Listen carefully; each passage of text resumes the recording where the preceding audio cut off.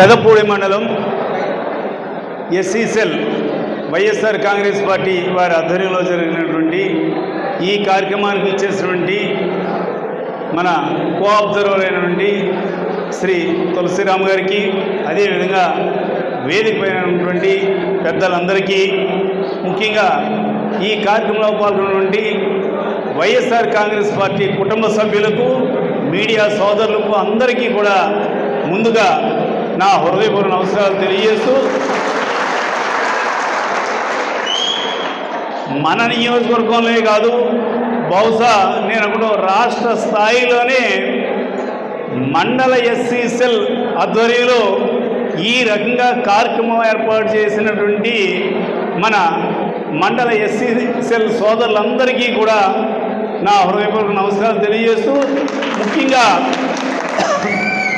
దీనికి మరి SC cell కన్వీనర్గా మరి నియమితులైనటువంటి శ్రీ వీరభద్రరావు గారు, మరి ఆయన ఆధ్వర్యంలో ఇంతమంది వైఎస్ఆర్ కాంగ్రెస్ పార్టీ కుటుంబ సభ్యులందరినీ కూడా ఒక్క చోటకి తీసుకొచ్చి ఈ రకంగా సమావేశం ఏర్పాటు చేసినందుకు ఆయనకి, ఆయన పైన, అదేవిధంగా వైఎస్ఆర్ కాంగ్రెస్ పార్టీ పైన ఉన్నటువంటి అభిమానంతో ఈ కార్యక్రమానికి ఇచ్చేసినటువంటి సోదరీమణులందరికీ కూడా మరొక్కసారి నా హృదయపూర్వక నమస్కారాలు తెలియజేస్తున్నాను.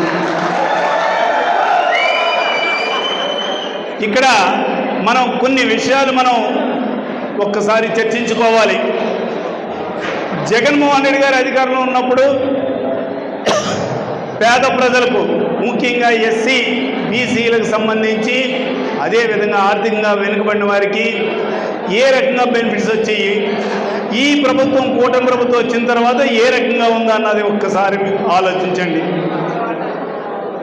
ఎక్కువ పేదవారు ఉన్నటువంటి ఎస్సీ బీసీలు సంబంధించి మరి సంవత్సరానికి ఇచ్చే 18,750 లేదు. అంటే ఎస్సీలకు కూడా ఏ రకంగా చంద్రబాబు నాయుడు ద్రోహం చేశాడన్నది చూడండి. విద్యార్థులకు ఫీజు రింబర్స్మెంట్ కూడా సరిగ్గా లేదు. దాంతో చాలామంది ఇంజనీరింగ్ అన్నా, డాక్టర్ అన్నా చదవాలన్నా కూడా మధ్యలో అప్పులు చేసి మరీ చదవవలసి వస్తుంది. అంతేకాకుండా డ్వాక్రా రుణమాఫీ, వడ్డీ రుణమాఫీ, ఇవన్నీ కూడా డ్వాక్రా ఉన్న వాళ్ళందరూ కూడా ఎవరంటే పేదవారే. మరి ఆ పేదవారందరికీ కూడా ఈ రోజున ప్రభుత్వం నుంచి ఏ రకంగానూ సహాయం లేదు. అంతేకాకుండా రైతాంగం, ఈ రోజున కౌలు రైతులందరూ కూడా బీసీ ఎస్సీలకు సంబంధించిన వాళ్ళే ఎక్కువ మంది ఉన్నారు. వాళ్ళకు కూడా మరి ఎప్పుడే నాకంటే ముందే మరి పెద్దలు చెప్పడం జరిగింది, ధాన్యం ధర విషయంలో కూడా ఏ రకంగా వాళ్ళందరూ కూడా నష్టపోయారా అన్నది. ఈ రకంగా చంద్రబాబు నాయుడు వచ్చిన తర్వాత ఎస్సీలకు, బీసీలకు, అదేవిధంగా ఆర్థికంగా వెనుకబడిన వారికి ఈ రకంగా నష్టం చేస్తే, స్థానికంగా మరి శాసనసభ్యుడు ఉన్నాడు రామకృష్ణారెడ్డి, ఆయన వచ్చిన తర్వాత మరి చూస్తున్నాం, ముఖ్యంగా వైఎస్ఆర్ కాంగ్రెస్ పార్టీ కార్యకర్తలపైన, నాయకులపైన దాడులు చేయడం. అంతేకాదు ఎస్సీ సోదరీమణులకు సంబంధించి మన దోమాడలో ఏ రకంగా గుడిసెలు మరి కూల్చివేశాడో చూసాం. అదేవిధంగా అనపర్తి మండలం కుతులూరులో కూడా ఎస్సీ సోదరులకు సంబంధించి సుమారు 10-15 మంది గుడిసెల్ని మరి ఈయన ధ్వంసం చేయించడం జరిగింది, కూల్చివేయడం. ఒక ఎమ్మెల్యేగా ఉన్నప్పుడు ఏదైనా పేదవాడికి ఒక ఇంటి నిర్మాణానికి సహాయం చేయాలి. అంతేగాని ఈయన ఏదో గుడిసెల ఎమ్మెల్యేలాగా, గుడిసెల రామకృష్ణారెడ్డిలాగా గుడిసెలు ఇచ్చేయడం తప్ప, కోలుగొట్టడం తప్ప కొత్తగా కట్టుకోవడానికి మాత్రం ఎక్కడా సహాయం చేసింది లేదు ఈ గుడిసెల రామకృష్ణారెడ్డి. అంటే ఏదైనా ఒక మంచి కార్యక్రమం చేయండి, అంతేగాని పేదవారిని ఈ రకంగా మాత్రం హింసిస్తే మాత్రం తప్పనిసరిగా రానున్న రోజుల్లో తగిన బుద్ధి చెప్తారు. అంతేకాకుండా చాలా గ్రామాల్లో చూసాం, అంటే ఇక్కడ ఇది ఒక గ్రామానికి సంబంధించిన సమస్య కాదు, చాలా గ్రామాల్లో జరుగుతూ ఉంది. వైఎస్ఆర్ కాంగ్రెస్ పార్టీ శ్రేణులపైన నాయకులపైన కూడా మరి కూటమి ప్రభుత్వం అధికారంలోకి వచ్చిన తర్వాత తెలుగుదేశం పార్టీ నాయకులు ఏ రకంగా దాడులు చేసి హింసిస్తున్నారో అన్నది చూస్తున్నాం.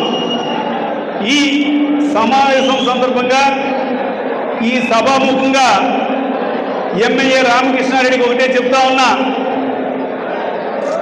రేపొద్దున వచ్చేది వైఎస్ఆర్ కాంగ్రెస్ పార్టీ అధికారంలో, అందులో మాత్రం ఎటువంటి సందేహం లేదు. జగన్మోహన్ రెడ్డి ముఖ్యమంత్రి అవడం తథ్యం. ఒకటి గుర్తించుకోండి, రేపొద్దున ఎలక్షన్లో రిజల్ట్ కౌంటింగ్ స్టార్ట్ అయిన తర్వాత ఎప్పుడైతే లీడింగ్లో ఉందో మీరందరూ కూడా గ్రామాలు ఇటువంటి పారిపోవాల్సిన పరిస్థితి వస్తుంది.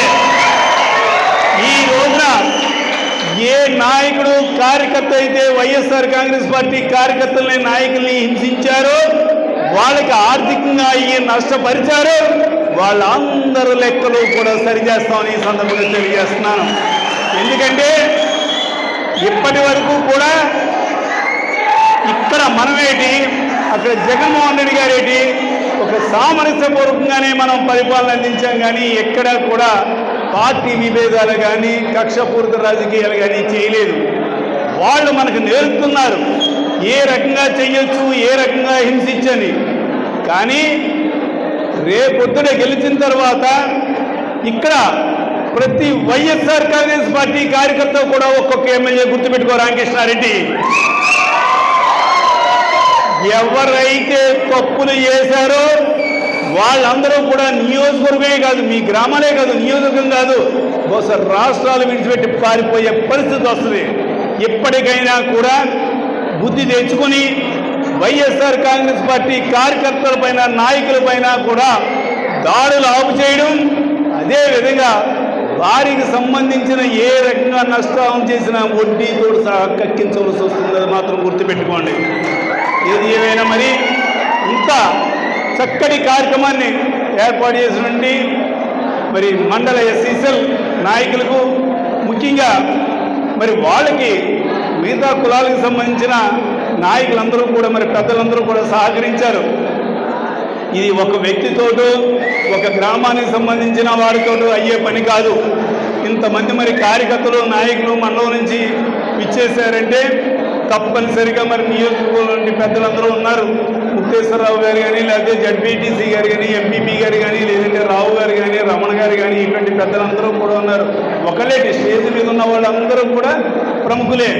అటువంటి వ్యక్తులందరూ సహకారంతో ఈ కార్యక్రమం అంతా దిగ్విజయం అయిందని, అదేవిధంగా ఇది రానున్న రోజుల్లో మన మిగతా మండలాలే కాదు రాష్ట్రంలోనే ఒక దిక్సూచిగా ఈ మీటింగు నిలుస్తుందని ఈ సందర్భంగా తెలియజేస్తూ మరి నాకు ఈ అవకాశాన్ని ఇచ్చిన మీ అందరికీ కూడా నా హృదయపూర్వక ధన్యవాదాలు తెలియజేస్తున్నాను.